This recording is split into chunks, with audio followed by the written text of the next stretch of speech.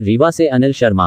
रीवा जिला खनन माफिया के चुंगल में फंसा हुआ है, ये हम नहीं कहते हैं। रीवा के सेमरिया विधायक अभय मिश्रा ने कहा है कि रीवा जिले भर में खनिज विभाग और उसमें काम करने वाले अधिकारी सब भ्रष्टाचार में लिप्त है। यहाँ का जो वातावरण है, हमारा जो समाज है वो कानून को नहीं मानता या कानून को चकमा देकर खुली लूटपाट करता है। और हमारे रीवा जिले में एक कल्चर है, जैसे माइनिंग है।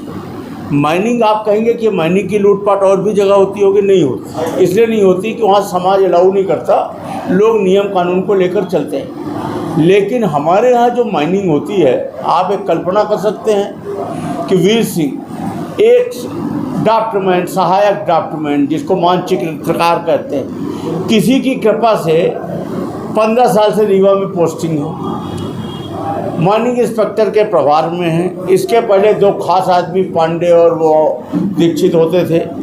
आप ये कल्पना कर सकते हैं कि एक एक क्रशर से 1-1 लाख रुपए महीना हमारे बरकुइया क्षेत्र, बैजनाथ क्षेत्र में 150 क्रशर से 1.5 करोड़ रुपए महीने की वसूली होगी। आपको यकीन नहीं होता होगा, लेकिन आप मानिए हो रहा है। मुश्किल से 4-5 ही क्वेरी लीज है।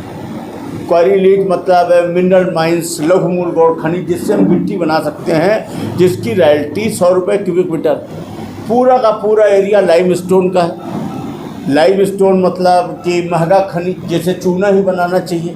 अगर हम गिट्टी बना रहे हैं तो हम नेशनल लॉस कर रहे हैं। उसकी रॉयल्टी 200 रुपये क्यूबिक मीटर।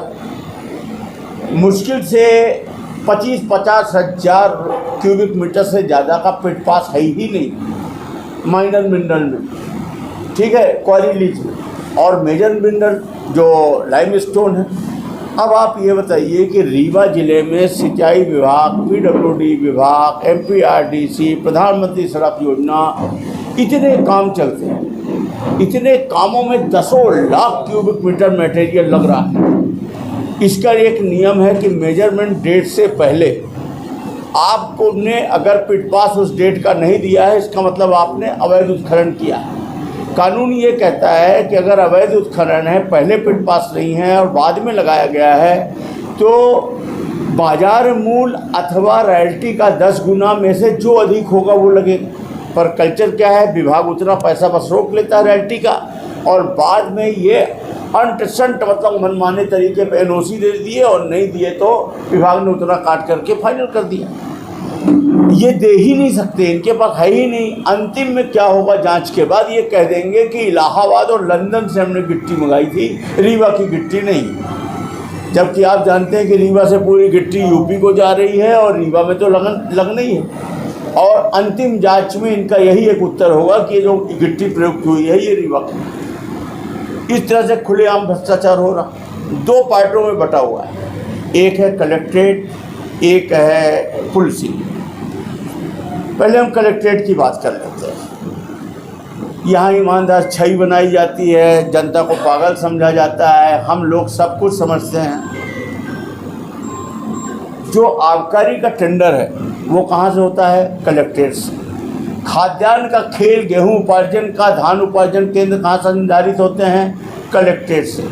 पहले हम लोग पिक्चर देखा करते थे, बहुत छोटे छोटे थे, तो जब फिल्म आती थी अमिताभ बच्चन की, तो वो घोड़ा वाली, डाकू वाली आती थी। फिर इसके बाद आपने देखा होगा कि वो जहाज़ में जहाज़ आया, फिर गोलियां चलनी फिल्मों में, और वो सोना स्मगलिंग, इस टाइप की पिक्चर बनती थी। फिर ड्रग्स आया।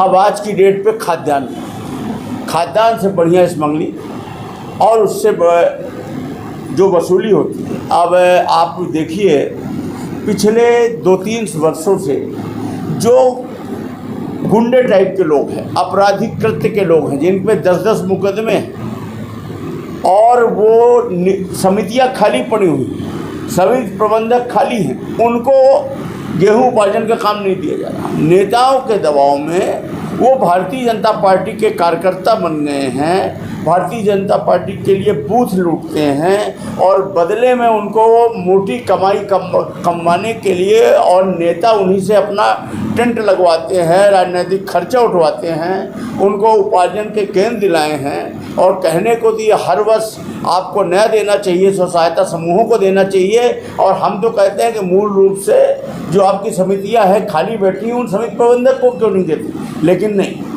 ये इन आपराधिक कृत्य वाले व्यक्तियों को यहाँ से पूरा एक नेटवर्क है, जो पिछले साल भी किए, उसके पिछले साल भी किए, इस साल भी वही पा रहे हैं। 1000 रुपये प्रति ट्रैक्टर जबरन गुंडागर्दी से पैसा ले रहे हैं, 500 ग्राम से लेकर 1 किलोग्राम कम तोल रहे हैं। और अगर मोतीलाल जी वो कागज़ दीजिएगा खाद्यान्न वाला।